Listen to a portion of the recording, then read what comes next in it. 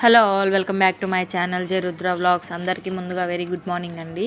ఈ వ్లాగ్ వచ్చేసి పూజా వ్లాగ్ అండి. నేనైతే వెంకటేశ్వర స్వామికి 7 శనివారాలు పూజ చేస్తానని అయితే మొక్కున్నాను.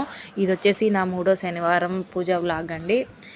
నేను ఒక్కొక్క శనివారం ఒక్కొక్క రకమైన ప్రసాదం అయితే చేసి పెట్టుకున్నాను దేవుడికి. ఈరోజు అయితే అటుకులు, బెల్లం, పాలు వేసి పాయసం లాగా చేసి అయితే స్వామికి నివేదించుకున్నాను.